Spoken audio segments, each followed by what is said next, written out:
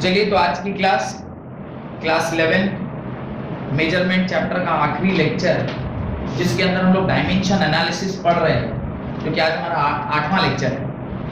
मैंने आपको बताया था कि डायमेंशन एनालिसिस के 3 मुख्यतः बेसिक इंपॉर्टेंट एप्लीकेशंस हैं। पहला वाला एप्लीकेशन क्या बताया था? Checking the correctness of the formula. याद होगा s = ut + ½ a t square b square minus u square, वो 5-6 सवाल करना था। सेकंड जो उसका इंपॉर्टेंस था वो था conversion of one system of unit into another system of unit. याद कीजिए, आपको मैंने एक सवाल कराया होगा जहां पे मैंने फोर्स को डाइन में कन्वर्ट कराया होगा और पूछा भी होगा आप लोगों में से कि इनमें से कोई आपके बीच में डाइन है कि नहीं है। उधर से कोई आवाज आया नहीं। हाँ, एक बच्ची थोड़ी हंस के मुस्कुराई भी थी, तो मेरे को लगा कि शायद बोलेगी कि हाँ मैं ही हूं, पर नहीं, कॉन्फिडेंट आंसर नहीं मिला। उसके बाद जो आज तीसरा वाला हमें हेडिंग पढ़ना है, that is deducing relationship among physical quantities. तो लिखिए, तीसरा हेडिंग डालिए, deducing relationship among physical quantities. मैंने आपसे एक दिन ये इस तरह का एक रिलेशनशिप बताया था, P = 2π√L/g। अब ये जो रिलेशनशिप है, ये हम लोग चाहें तो निकाल सकते हैं। कैसे? एक सवाल की मदद से देखेंगे कि किस प्रकार से ये रिलेशनशिप हम लोग निकाल सकते हैं कि टाइम, लेंथ और ग्रेविटी के ऊपर किस प्रकार से वेरी करता है, किस तरीके से डिपेंड करता है। उससे पहले आप उसका डेफिनेशन लिखिए, या उसका जो कॉन्सेप्ट है उसको पहले अपनी कॉपी में लिखें। The method of dimensions, the method of dimensions is used to deduce the relationship among physical quantities. The method of dimension is used to deduce the relationship among physical quantity. Full stop. To know that, we need to know the dependence of the physical quantity on other physical quantities. To know that, we need to know the dependence of the physical quantity on other physical quantities. तो हमें ये relationship पता करने के लिए जो सबसे important चीज पता होनी चाहिए वो क्या है कि ये पर्टिकुलर फिजिकल क्वांटिटी किन फिजिकल क्वांटिटी के ऊपर डिपेंड करता है। अब जैसे इसी फॉर्मूले की मैं बात करूं तो यहाँ पे कह रहा है कि टाइम, आपको क्वेश्चन में मैं लिखवाऊंगा कि टाइम जो है वो लेंथ और ग्रेविटी के ऊपर डिपेंड करता है, पर मुझे नहीं मालूम कि किस प्रकार से डिपेंड करता है, वो मेरे को प्रकार निकालना है। लेकिन अगर मेरे को यही कोई ना बताए कि टाइम जो है वो किन पैरामीटर्स के ऊपर डिपेंड कर रहा है, तब तो दिक्कत हो जाएगी। तो ये आपको पता होना चाहिए कि एक पर्टिकुलर फिजिकल क्वांटिटी जो है वो दूसरे पर्टिकुलर फिजिकल क्वांटिटी पे किस प्रकार से डिपेंड कर रहा है। किस प्रकार से डिपेंड कर रहा है वो तो निकालना होता है, पर किन क्वांटिटीज के ऊपर डिपेंड कर रहा है ये हमें पता होना चाहिए, at least to deduce the relationship. ये पता करने के लिए आपको पता होना चाहिए, राइट। पहला सवाल लिखिए, the time period t of an oscillation of a simple pendulum, the time period t of an oscillation of a simple pendulum depends upon the length L, the length L, mass of the bob, capital M, and acceleration due to gravity G,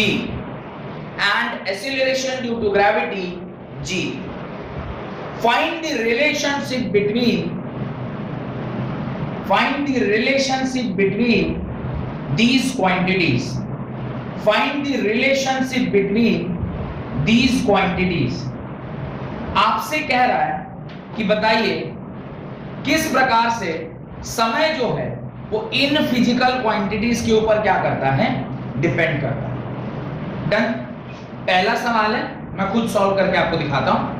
दूसरे सवाल से मैं expect करूंगा कि आप खुद से उसे सॉल्व करें। देखिए, ये रिलेशनशिप मुझे पहले से पता है, मैंने तो लिख दिया है, पर मैं भी चेक कर रहा हूं डायमेंशन एनालिसिस के मेथड से कि क्या सच में यही रिलेशनशिप आ रहा है नहीं आ रहा है। डन। सॉल्यूशन को जरा ध्यान से देखिएगा, कैसे सॉल्व करते हैं।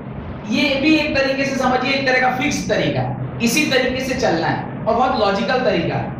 आपको क्या बोल रहा है, टाइम जो है वो डिपेंड कर रहा है, एक तो कांस्टेंट लगाना होगा, मैंने आपसे इस बारे में कहा होगा कि इस पूरे मेथड का जो ड्रॉबैक है वो यही है कि we can not find the value of that particular k, ये 2 पाई ही होगा, ये हम लोग नहीं निकाल सकते। हम ये जरूर कह सकते हैं कि कुछ कांस्टेंट होगा, क्या होगा ये हमें नहीं पता, यही इसका ड्रॉबैक है, लिमिटेशंस यही है। तो वो क्वेश्चन में कह रहा है कि टाइम जो है वो 3 अलग अलग फिजिकल क्वांटिटीज के ऊपर डिपेंड कर रहा है, वो लेंथ के ऊपर डिपेंड कर रहा है, वो मास के ऊपर डिपेंड कर रहा है और वो ग्रेविटी के ऊपर डिपेंड कर रहा है।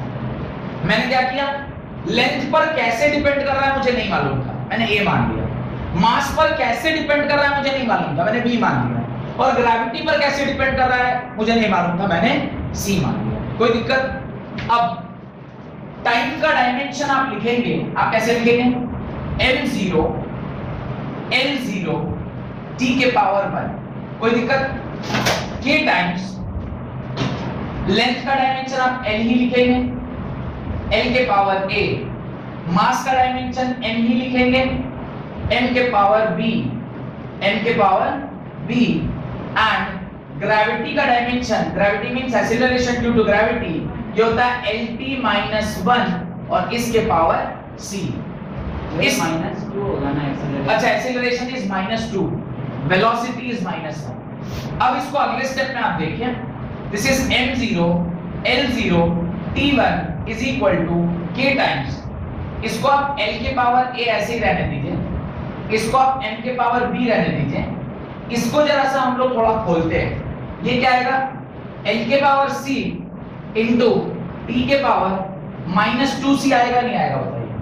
अब जो l एक साथ है इसको तो हम एक साथ लिख सकते हैं, k टाइम्स l के पावर a प्लस c लिख सकते हैं, because when the base is same power gets added.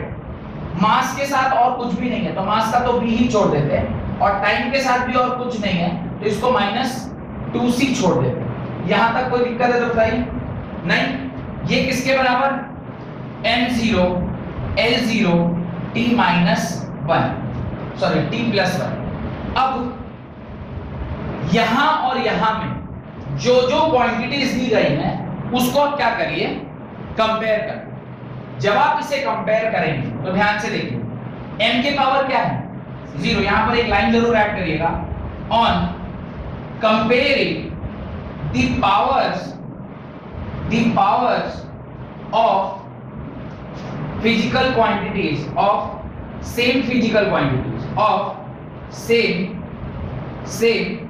physical quantity। ये physical quantity जो same है उसकी हम क्या कर रहे हैं, पावर को इक्वेट कर रहे हैं। जब आप उसके पावर को इक्वेट करेंगे क्या होगा, देखिए यहां मास के पावर क्या था, b, यहां मास के पावर क्या है, 0, क्या नहीं रहे, m के power 0 is equal to n के पावर b, और चूंकि दोनों का बेस सेम है तो मैं पावर्स को इक्वेट करूंगा तो b की वैल्यू क्या आ जाएगी, 0 आ जाएगी। पहली बात समझ में आ गई, ये फर्स्ट। सेकंड चीज आप क्या समझ में आएगा आपको, सेकंड चीज हम लोग ऐसा करते हैं, लेंथ के पावर को कंप्यूट करते हैं। जब लेंथ के पावर को चेक करोगे, इस तरफ LHS में लेंथ के पावर 0 है, इस तरफ लेंथ का पावर क्या है, लेंथ के पावर है a plus c, तो I can write a plus c is equal to what, 0। और थर्ड क्वांटिटी जो है उसको जरा ध्यान से देखिए, दैट इज टाइम। टाइम के पावर किधर है, 1, उस तरफ टाइम के पावर कितना है, टाइम के पावर है -2c। जब आप कंपेयर करेंगे तो -2c is equal to 1 and c is equal to -half। c की वैल्यू कितनी निकल के आ गई, -half। इसको आप इक्वेशन नंबर 1 मान लो, इसको इक्वेशन नंबर 2 मान लो, इसको इक्वेशन नंबर 3 मान लो। c की वैल्यू अगर हम यहां पुट कर देंगे तो मुझे a की वैल्यू भी मिल जाएगी, तो आप क्या करेंगे, 3 से 2 में इसकी वैल्यू पुट करेंगे, a -half is equal to 0, so a is equal to क्या आ गया, +half आ गया। तो आपको a की वैल्यू मिल गई, b की वैल्यू मिल गई और c की वैल्यू मिल गई। वंस a b c तीनों का वैल्यू आपको मिल गया, आप ये निकाल सकते हैं कि किस प्रकार से टाइम जो है वो इन फैक्टर्स के ऊपर डिपेंड कर रहा है। अब मैं ऐसा करता हूं, ये जो फॉर्मूला है इसी को मिटा देते हैं। इसको जब मैं मिटाऊंगा और यहीं पर मैं बताता हूं कि कैसे टाइम को आप लिखेंगे। तो टाइम, अब जब ये सारा मुझे ए और बी और सी पता चल गया है, एल किसकी, एल के ऊपर क्या था, एल के ऊपर ए था, ए की वैल्यू कितनी है, हाफ है।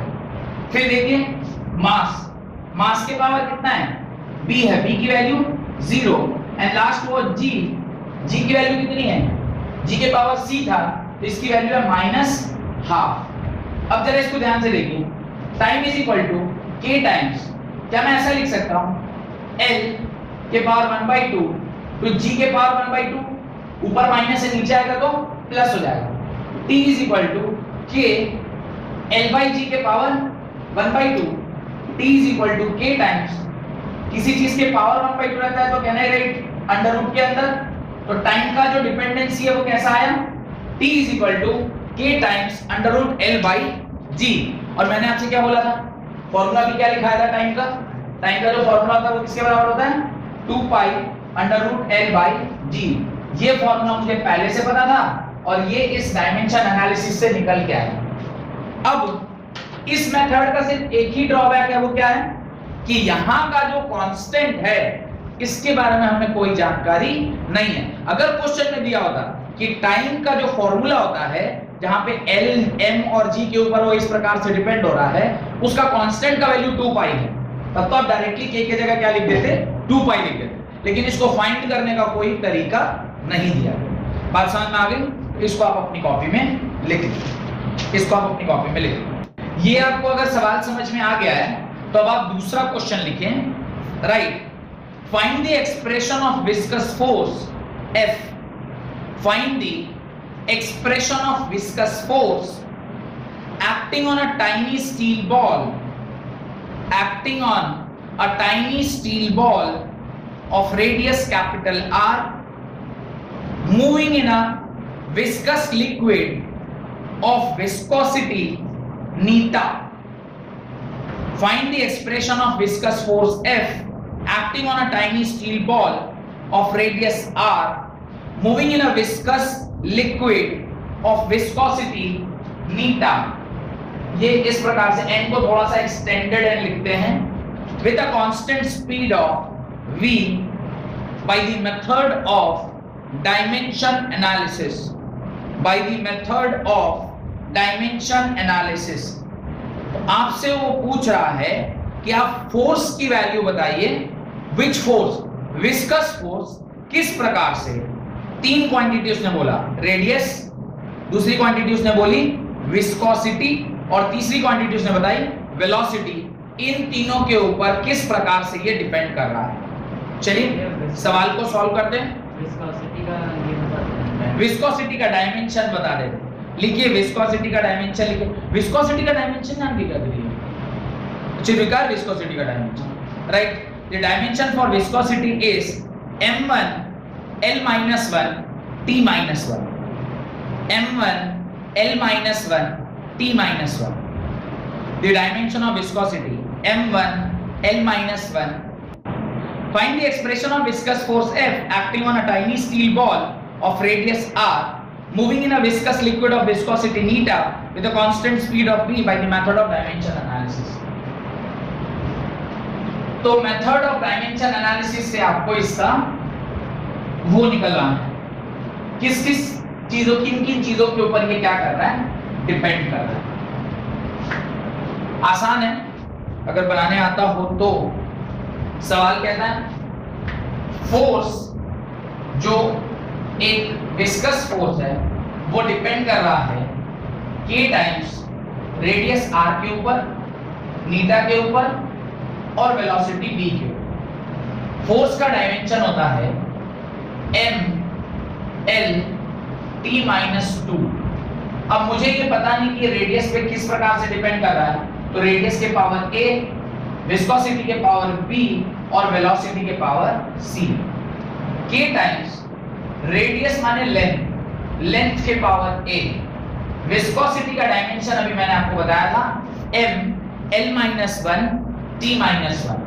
वैसे ही आपको निकालना चाहिए था m l-1 t-1। इसके पावर b और वेलोसिटी का डायमेंशन होता है lt माइनस 1 के पावर c। अब जरा ध्यान से देखिए, k टाइम्स l के पावर a, यहां पर देखेंगे ये आएगा m के पावर b इंटू l के power minus b into t के पावर माइनस b, और इसको जब आप लिखेंगे तो ये आएगा l के पावर c और t के पावर माइनस c, t के पावर माइनस c। यहाँ पे जितने भी सेम दिखने वाले फिजिकल क्वांटिटी हैं उन सबका एक साथ लिखते हैं। तो आप l के लिए क्या लिखोगे, a minus b plus c। फिर आप मास के लिए क्या लिखोगे, मास का सिंगल टर्म है दैट इज b ओनली। और टाइम के लिए आप क्या लिखोगे, तो टाइम में दो टर्म है, एक है माइनस b और दूसरा है minus c।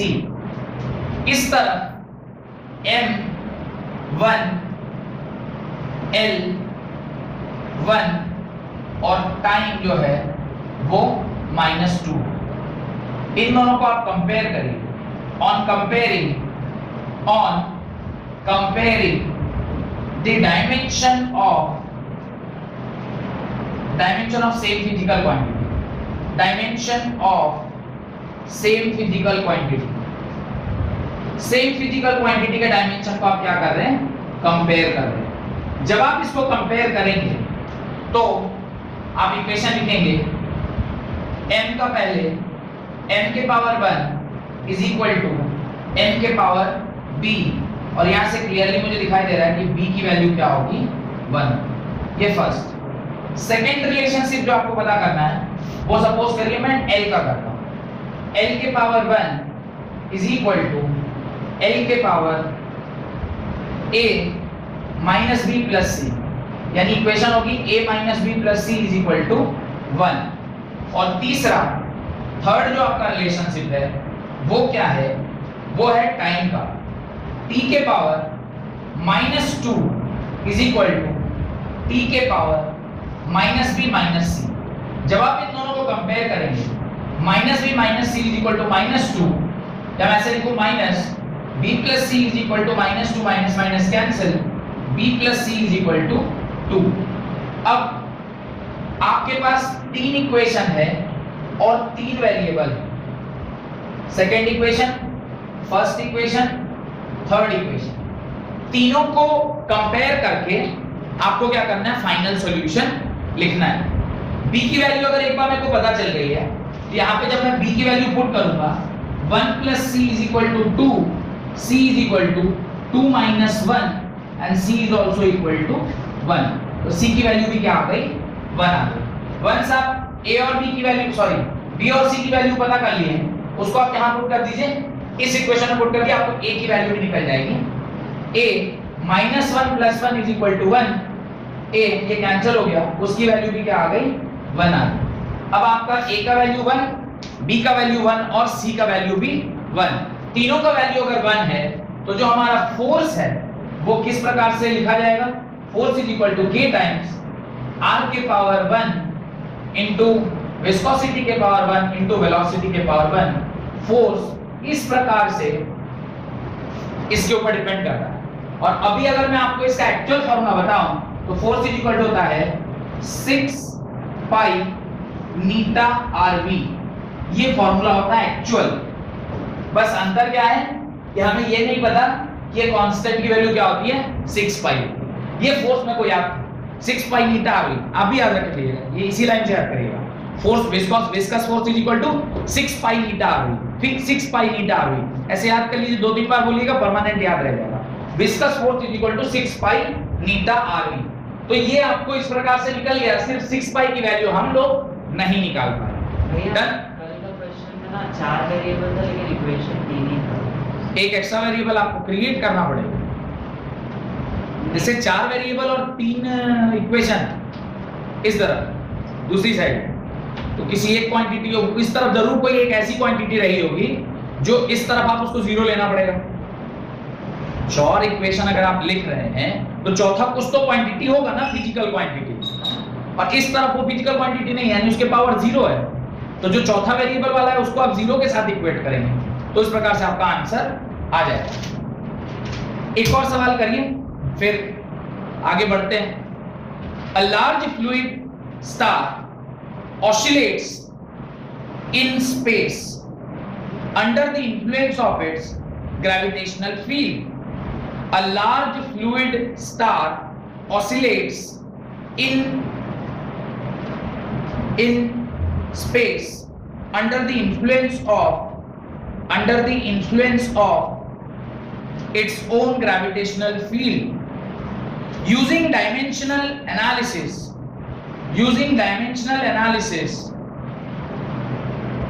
find the expression for period of oscillation capital T. Find the expression for period of oscillation capital T in terms of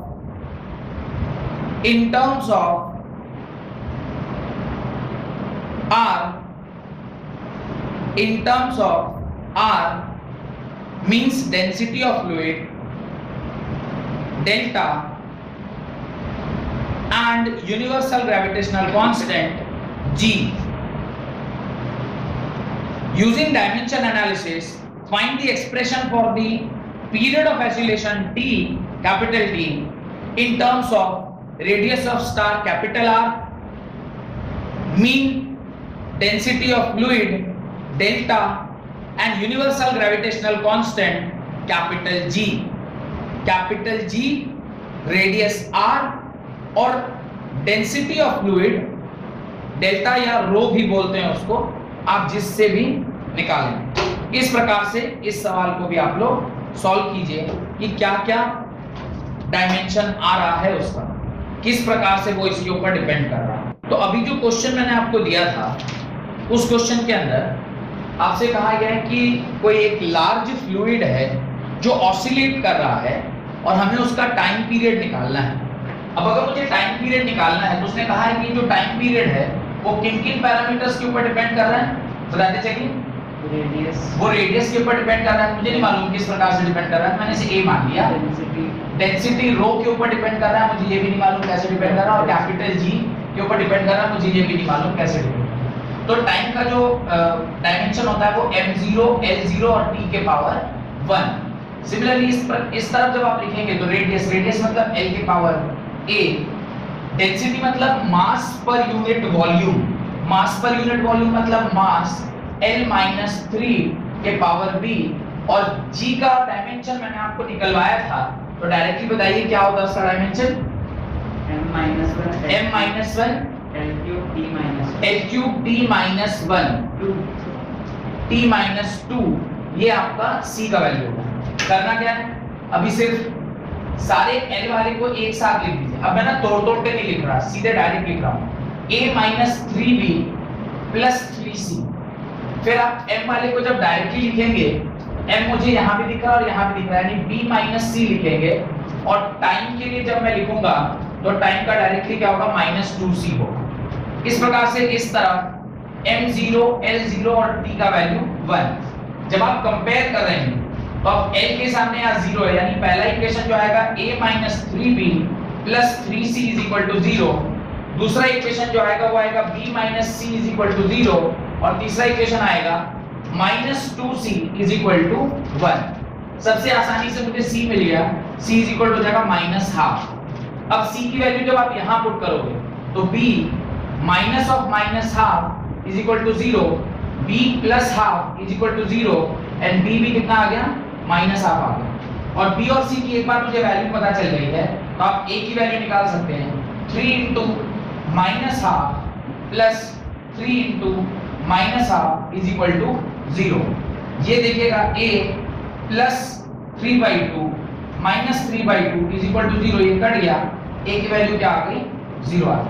इस प्रकार से आपको a, b और c की वैल्यू पता चल गई। वंस आपको a, b और c की वैल्यू पता चल गई है तो टाइम आप क्या लिखोगे, टाइम = k टाइम्स r के पावर a था, a की वैल्यू 0 है, यानी वो लेंथ r के ऊपर डिपेंड नहीं करता, यानी r के पावर 0, यानी इसके ऊपर कोई डिपेंडेंसी नहीं है। रो के ऊपर b वैल्यू है यानी -12, और कैपिटल G के ऊपर भी क्या वैल्यू है, -12। यानी time is equal to k times, अब इसको जरा ध्यान से देखिए, इसको क्या मैं ऐसे लिख सकता हूँ, रो इंटू जी के होल पावर हाफ, और t is equal to k times 1 upon under root rho g, और ये आपका टाइम का डिपेंडेंसी आया किसके लिए, उस पर्टिकुलर स्टार के लिए जो under the influence of gravitational field oscillate कर रहा है, कहां पर, स्पेस में। अगला एक सवाल असाइनमेंट के रूप में लिखिए, right, find the dimension of constant a and b, find the dimensions of constant a and b, a और b का डायमेंशन आपको निकालना है occurring in van der Waals equation, occurring in van der Waals equation। van der Waals equation क्या है, अभी मैं board पर लिखता हूं। उस van der Waals equation में a और b दो वेरिएबल आ रहे हैं, उसका आपको क्या करना है, डायमेंशन निकालना है। ये असाइनमेंट है, आपको घर से करके आना है।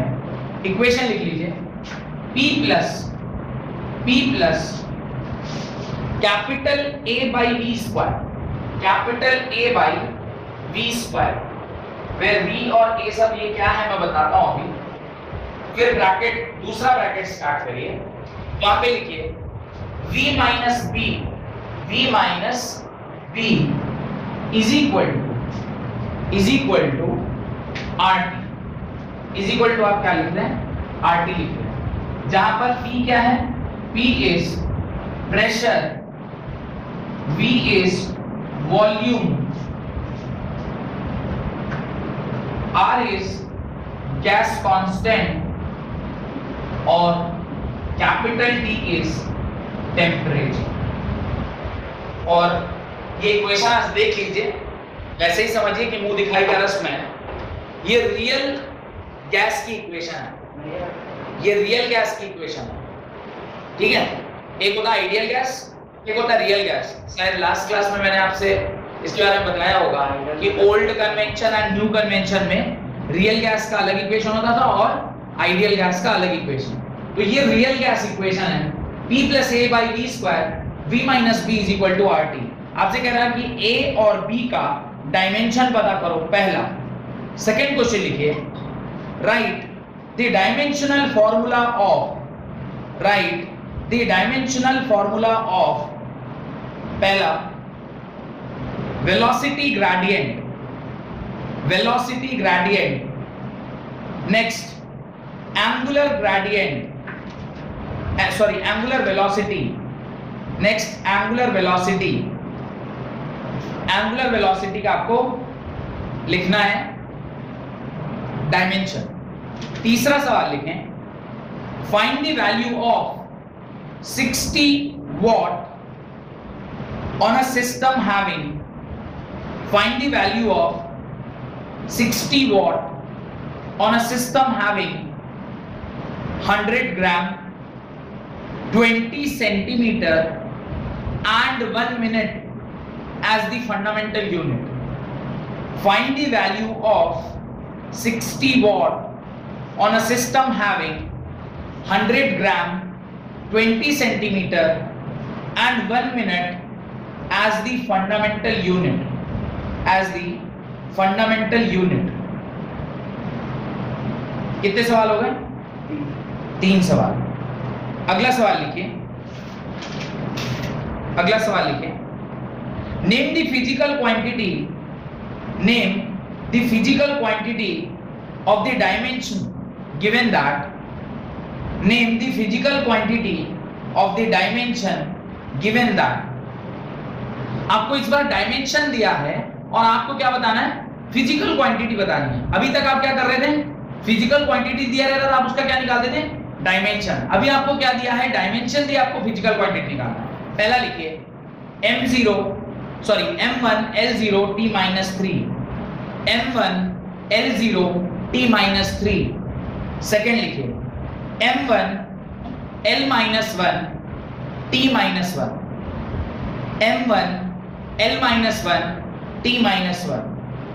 थर्ड लिखिए m minus 1 L cube t minus 2, m minus 1 L cube t minus 2, fourth लिखिए m l square t minus 3, m l square t minus 3, fifth लिखिए m l0 t minus 2, m l0 t minus 2।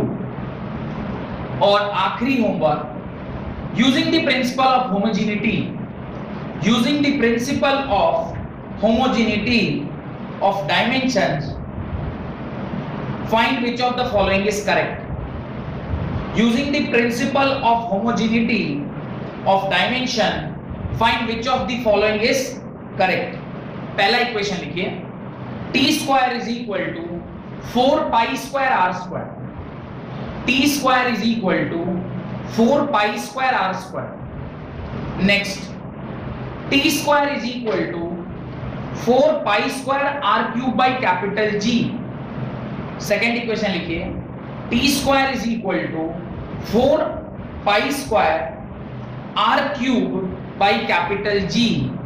तीसरा लिखिए, t square is equal to 4 pi square r cube by 4m. t square is equal to 4 pi square r cube by 4m. इस प्रकार से आपको 5 assignment के questions मैंने आपको दिए हैं जो आपको घर से करके आना है। हेडिंग डालें कॉम्बिनेशन ऑफ एरर्स, हेडिंग डालें कॉम्बिनेशन ऑफ एरर्स। ये इस पूरे चैप्टर का आखिरी टॉपिक है, combination of errors. Not that important कि इसको मेन स्ट्रीम चैप्टर में पढ़ाया जाना चाहिए था, पर चूंकि चैप्टर में है तो पढ़ लेना चाहिए। That is combination of error, combination of error. अब देखिए, एरर का कॉम्बिनेशन, जब कभी भी आप किसी दो फिजिकल क्वांटिटीज को, या दो फिजिकल क्वांटिटी मतलब एक फिजिकल क्वांटिटी को दो बार मेजरमेंट आप जब करते हैं तो पहली बार के मेजरमेंट में कुछ एरर आएगा, सेकेंड टाइम के मेजरमेंट में कुछ एरर आएगा। अगर मैं उन दोनों क्वांटिटीज को ऐड या सब्ट्रैक्ट करूं, मल्टीप्लाई या डिवाइड करूं, तो उसके जो एरर्स हैं उनके साथ क्या होगा, यही हमें इस पर्टिकुलर टॉपिक के अंदर पढ़ना है। तो आप कॉम्बिनेशन ऑफ एरर के अंदर लिखिए, when we perform the mathematical operation, when we perform the mathematical operation such as addition, subtraction, division, multiplication etcetera, when we perform mathematical operations such as addition, subtraction, division, multiplication, etc., the error combination depends upon the type of mathematical operation performed. The error combination depends on the type of mathematical operation performed on physical quantities. किन physical quantities को आपने major किया है और उसके addition, subtraction, product या division क्या operation कर रहे हैं, इनके ऊपर डिपेंड करता है कि उनके एरर्स के साथ क्या होगा। हेंस, पैराग्राफ चेंज कर लीजिए, hence error in final result depends upon, error in final result depends upon, पहला the nature of mathematical operation, दूसरा error in individual instrument, error in individual instrument। तो individual instrument, पहला option है nature of mathematical operation. क्या mathematical operation आपने किया, आपने जोड़ा, घटाया, मल्टीप्लाई किया, डिवाइड किया, उसके ऊपर डिपेंड करता है। और साथ साथ कि इंस्ट्रूमेंट में क्या एरर था, इंस्ट्रूमेंट वाला एरर ऑलरेडी हम लोग पढ़ चुके हैं, आपको ध्यान होगा, जहां पे आपने there are two types of error, वो उसके अंदर एक सिस्टमैटिक एरर था, एक रैंडम एरर था, ये आप सारा कुछ कर चुके हैं। तो हमारा लेक्चर नंबर 4 था। अभी आपको इन सारे के एरर को एक एक करके चेक करना है। तो सम और डिफरेंस जो है वो एक ही तरीके से पढ़ते हैं। तो सब हेडिंग डालिए, एरर्स ऑफ अ सम और a difference, error of a sum और अ डिफरेंस लिखना स्टार्ट करिए। उसके अंदर let us suppose that two physical quantity A and B have measured value A plus minus delta A and B plus minus delta B. ये दो physical quantity A और B को आपने major किया है, ठीक है। Suppose let us suppose two physical quantity A and B have measured value A plus minus delta A and B plus minus delta B respectively. अब हमें एक तो एडिशन करने पर क्या एरर आएगा और एक सब्ट्रैक्शन करने पर क्या एरर आएगा, ये हमें पता करना है। तो जो आपका कॉम्बिनेशन है, अगर सपोज करिए आप इसको क्या कर रहे हैं, एडिशन कर रहे हैं, तो जब ऐड करेंगे तो z plus minus delta z आपका रिजल्ट आना चाहिए। What is z? आप इन दोनों को आपस में क्या कर रहे हैं, जोड़ रहे हैं। तो z एक्चुअली क्या होता है, z is actually summation of real measurement और डेल्टा z क्या होगा, एरर। भाई इन दोनों को जोड़ने के बाद जो फाइनल फिजिकल क्वांटिटी आएगी वो तो इसी तरीके से लिखा जाएगा ना। तो z इज व्हाट, इन दोनों को जोड़ने के बाद तो z तो a प्लस b हो जाएगा। अभी डेल्टा z मेरे को निकालना है। डेल्टा z मींस इन दोनों को जोड़ने पर एरर्स में क्या होता है, बात समझ में? तो लिखिए उसके नीचे by addition z plus delta z is equal to z plus delta z is equal to, आप क्या लिखेंगे, a plus minus delta a plus b plus minus delta b। इसको जब आप सॉल्व करेंगे तो आप लिखेंगे a plus b plus delta a plus minus delta b। ये क्या लिखा हुआ है, दिस इज ओनली z, इसलिए हमने उसको यहां लिखा। और ये जो होगा वो किसके बराबर होगा, डेल्टा z के बराबर। यानी जब आप ऐड कर रहे हैं कि नेगेटिव वाला पार्ट यहां से क्या कर जाएगा, कट जाएगा, और आपका जो डेल्टा z आएगा वो क्या आएगा, delta a plus delta b के बराबर। यानी when you are adding it तो दोनों के एरर्स क्या हो जाते हैं, ऐड कर जाते हैं। और जब आप इसको क्या कर रहे होंगे, सब्ट्रैक्ट कर रहे होंगे, तो दोनों के एरर्स क्या हो जाएंगे, सब्ट्रैक्ट हो जाएंगे। एक में से दूसरा क्या हो जाएगा, सब्ट्रैक्ट हो जाएगा। तो आप जब डेल्टा a लिखेंगे तो दोनों के एरर्स को, जब ऐड कर रहे हैं तो दोनों का एरर क्या हो जाएगा, ऐड कर जाएगा। और एडिशन कर रहे हैं। नेक्स्ट लिखिए फॉर द डिफरेंस, जब आप इन दोनों का क्या निकालते हैं, डिफरेंस निकालते हैं। अब आप जब डिफरेंस निकालेंगे तो डिफरेंस निकालते वक्त क्या होगा, ध्यान से देखिए। डिफरेंस जब आप निकालेंगे तो एक्चुअली आप क्या कर रहे हो, z, अभी आप प्लस माइनस लिखोगे या माइनस प्लस लिखोगे, अभी भी आप प्लस माइनस ही लिखोगे, because this is what, change in error, मतलब दोनों के एरर के बाद। पर यहां पर जो ये वाला साइन है वो क्या कर जाएगा, चेंज कर जाएगा। ये क्या होगा, a plus minus delta a, ये बीच वाला साइन क्या हो जाएगा, minus, because this time we are not adding, this time we are subtracting. ये क्या हो जाएगा, b plus minus delta b। इसको जब आप सॉल्व करेंगे तो आएगा a माइनस b, समझ आ रहा है, a माइनस b कैसे आएगा, जब आप सॉल्व करेंगे तो ये आ जाएगा प्लस, ये आ जाएगा डेल्टा a, अभी यहां पर प्लस माइनस, पर यहां पर माइनस प्लस हो जाएगा। ये समझ में आ रहा है मैं क्या बोल रहा हूं? आपने इस माइनस साइन से इसको मल्टीप्लाई करना है। ये माइनस साइन जब इससे मल्टीप्लाई होगा तो अगर ये पॉजिटिव था तो माइनस प्लस क्या बनाएगा, इसको क्या बना देगा, नेगेटिव। और अगर ये माइनस है तो माइनस माइनस इसको क्या बना देगा, पॉजिटिव। तो अगर माइनस साइन से इसको मल्टीप्लाई करेंगे तो इसका साइन क्या कर देगा, चेंज कर देगा। ये लॉजिक समझ में आया? तो ये आपने ऐसे ब्रैकेट खोला, ये किसके बराबर आएगा, this is equal to z, और ये किसके बराबर हो गया, प्लस माइनस डेल्टा z के बराबर। और जब आप डेल्टा z लिखेंगे तो delta z will be plus minus delta a minus plus delta b। तो यहां पर जो डेल्टा z होगा वो क्या होगा, डेल्टा z होगा plus minus delta a minus plus delta b।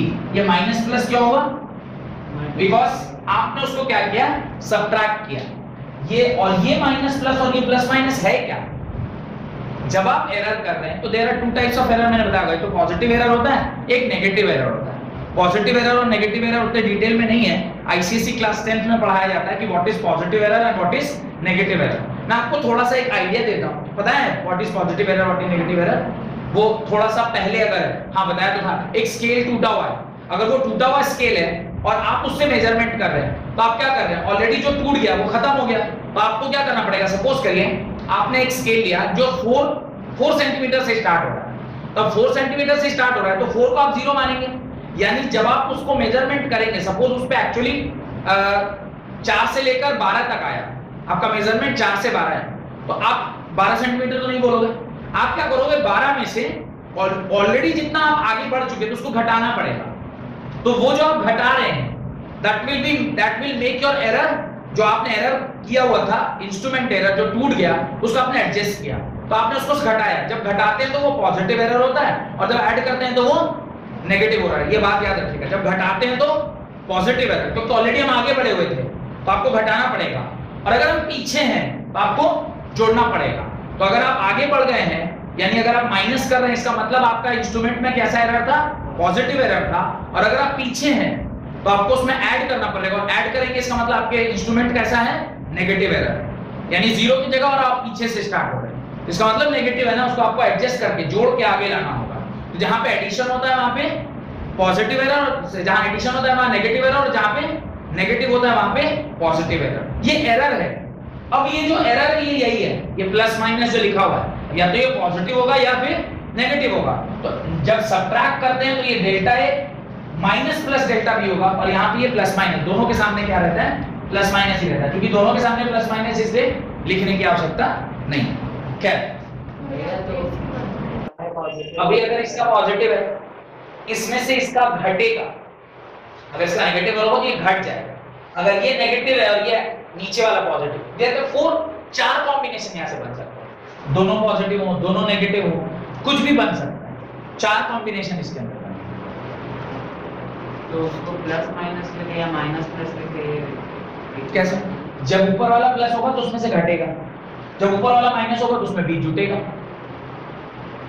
ऊपर वाला प्लस लेंगे तो उसमें आपको बी घटाना पड़ेगा, अगर ये माइनस लेंगे तो उसमें ऐड करना पड़ेगा, एक ही कैसे होगा, एक बार तो आपको अपोजिट करना होगा, या तो इसका पॉजिटिव ले रहे, अब आप ऐसे क्रिस्प अपने मन से तो नहीं ले पाएंगे, ये तो आपको दिया गया होगा, एक सवाल करेंगे तो शायद समझ में आएगा, क्वेश्चन कराना इसलिए जरूरी हो सकता है, राइट।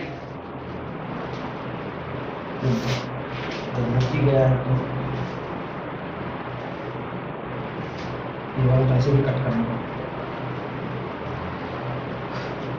तो मेरे ख्याल से ये दोनों आप लोगों ने लिख लिया होगा, इसके नीचे लिखिए एक सवाल लिखिए, if L1 is equal to 10 plus minus 0.1 centimeter and L2 is equal to 9 plus minus 0.1 centimeter, find the sum comma difference and percentage error in each case, find the sum and difference in percentage error and percentage error in each case। आपको 2 measurement दिया हुआ, पहला measurement कितना है 10 plus minus 0.1, दूसरा error है 9 plus minus 0.1। आपसे कह रहा है कि बताइए कि इसके जो डायमेंशन मतलब जो आप एरर निकालोगे, जब दोनों को जोड़ेंगे तो क्या एरर आएगा, दोनों को घटाएंगे तो क्या एरर आएगा, और परसेंटेज एरर क्या होगा, इसको आपको बताना है। तो फॉर्मूला लिखा ही हुआ है बोर्ड पर, मैं इसे मिटा रहा हूं, अब आप लोग को इसको सॉल्व करना है, सॉल्व कीजिए और बताइए क्या आंसर आ रहा है। खैर, तो ये जो पर्टिकुलर सवाल अभी आपको दिया गया है, इसके अंदर पहला लेंथ कितना दिया गया ना 10.0 प्लस माइनस 0.1, दूसरा जो लेंथ दिया है वो कितना दिया हुआ है 9.0 प्लस माइनस 0.1। अब देखिए अगर मैं इन्हें जोड़ूंगा तो सब में आप क्या लिखोगे L1 plus L2, L1 plus L2 means 10.0 plus minus 0.1 plus आप लिखेंगे 9.0 प्लस माइनस 0.1। समेशन में क्या होता है, आप दोनों के मैग्नीट्यूड को ऐड कर देते हैं, 10.0 प्लस 9.0 प्लस साथ साथ आप दोनों के एरर को भी क्या कर देते हैं, ऐड कर देते हो, तो ये भी क्या हो जाएगा, ऐड हो जाएगा, और इस प्रकार से हो जाएगा 19.0 प्लस माइनस 0.2। अच्छा ये 0.1 है 0.01 है, 1 है ना, तो ये 0.2 हो जाएगा। अभी लिख के लगे हाँ, तो मैं इसका परसेंटेज एरर भी निकाल देता हूँ। जब आप इसका परसेंटेज एरर निकालेंगे तो एरर कितना हुआ 0.2, किसमें 19.0 into 100, इसको जब आप सॉल्व करिएगा ये आता है 1.05%। मैंने कहा ना 5% से छोटा अगर एरर आ रहा है तो आप समझिए कि मेजरमेंट में बहुत ज्यादा दिक्कत नहीं है। अगर 5% से एरर आपका एक्सीड करे तो कहीं ना कहीं सोचने का विषय है कि आप जो कर रहे हैं उसमें कहीं कुछ गड़बड़ हो सकता है। इसी तरह जब आप डिफरेंस निकालेंगे तो डिफरेंस निकालते वक्त L1 माइनस L2 करेंगे, 10.0 plus minus 0.1 minus 9.0 plus minus 0.1, इसको सॉल्व कीजिएगा 10.0 माइनस 9.0 प्लस माइनस, इसको आप लिखेंगे क्या आएगा प्लस माइनस 0.1 और ये भी प्लस माइनस 0.1, इसको आप लिखेंगे तो क्या लिखेंगे 1.0 माइनस 0.2, यही ना माइनस के प्लस माइनस, ये आप प्लस माइनस लिखें या माइनस लिखें, एक्चुअली यहाँ पे माइनस और प्लस माइनस होना चाहिए, माइनस और plus minus means minus plus 0.2, फर्क कोई नहीं पड़ता कि आखिर एक घटाइए कि ऐड करिए, परसेंटेज डिफरेंस और सब में कोई ज्यादा फर्क नहीं पड़ता। एरर इज इक्वल टू आप क्या लिखोगे 0.2 whole divided by 1.0 into 100, solve करेंगे कितना आएगा 20%। 20% का एरर अगर आ रहा है आपके कैलकुलेशन में तो इसका मतलब कहीं ना कहीं चिंता का विषय है। इसके नीचे दो और फॉर्मूले आपको लिखने हैं, लिखिए एरर्स ऑफ प्रोडक्ट, लिखिए एरर्स ऑफ प्रोडक्ट। अब जोड़ घटाव का प्रोडक्ट, जोड़ घटाव का जो एरर था वो तो आपने देख लिया, अब क्या करना है दोनों का हमें क्या निकालना है प्रोडक्ट निकालना है। यानी जब कभी भी आप दो क्वांटिटीज जिसको आप मेजर कर रहे हैं उसको आप आपस में क्या करेंगे प्रोडक्ट करेंगे, और जब प्रोडक्ट करेंगे तो क्या वैल्यू आती है वो आपको देखना चाहिए। आपने लिखा पहली क्वांटिटी A को A plus minus delta A और दूसरी क्वांटिटी को लिखा B plus minus delta B। अभी आप इन दोनों को मल्टीप्लाई कर रहे हैं, मल्टीप्लाई करेंगे तो Z plus minus delta Z लिखेंगे, लेकिन इन दोनों को लिखने का टर्म कैसा होगा मल्टीप्लिकेशन का, यानी A plus minus delta A into B plus minus delta B। कुछ नहीं करना है, इसको जैसे सिंपली मल्टीप्लिकेशन करते हैं उस प्रकार से खाली आप क्या कर दीजिए मल्टीप्लाई कर दीजिए। मल्टीप्लाई करिएगा तो क्या आएगा AB, इसको करेंगे तो क्या आएगा plus minus A delta AB A delta B plus minus B delta A और plus minus delta A into delta B। अभी देखिए Z जो आपका है वो अब किसके बराबर हो जाएगा, Z इज इक्वल टू सीधे डायरेक्टली उन नंबर्स के प्रोडक्ट के बाद। ये वाली क्वांटिटी को आप क्या कर सकते हैं इग्नोर कर सकते हैं। अब बोलेंगे सर ये इग्नोर क्यों होगा, एक तो ये 0.1 ये 0.1 दोनों को मल्टीप्लाई करिएगा 0.01, एक तो खुद ही छोटा ये छोटा, दोनों को मल्टीप्लाई करिएगा बहुत छोटा, बहुत छोटी क्वांटिटी थी इसलिए इसको हमने क्या कर दिया इग्नोर कर दिया या फिर नेग्लेक्ट कर दिया। जब आप रिलेटिव एरर निकाल रहे हैं तो इसके बाद ये आपका क्या हो गया A delta B plus minus B delta A, और आप कंपेयर करेंगे तो डेल्टा Z किसके बराबर होगा इस क्वांटिटी के बराबर, तो delta Z is equal to A delta B plus minus B delta A के बराबर। ये आपका डेल्टा Z का वैल्यू है। हम लोग को इसमें जो सवाल पूछा जाता है वो ये पूछा जाता है find the relative error. What do mean by relative error, delta Z by Z is the relative error. याद करिए रिलेटिव एरर का कांसेप्ट मैंने आपको बताया है, error divided by the absolute quantity, दोनों को डिवाइड दे दीजिएगा आपका एब्सोल्यूट एरर आएगा। तो ये एक फार्मूला है, मैं डायरेक्टली रिलेटिव एरर का फार्मूला लिख देता हूं, delta Z by Z is equal to plus minus delta A by A plus delta B by B। कैसे आया होगा सोचने वाली बात है। देखें डेल्टा Z की जगह आप यही लिखे होंगे और इसको आपने डिवाइड दिया होगा Z से, Z माने क्या AB, तो यहाँ पे क्या होगा A डेल्टा B और यहाँ आएगा B डेल्टा A। जब इसको आप AB से डिवाइड करेंगे तो B से B कैंसिल और नीचे क्या बच जाएगा A बच जाएगा।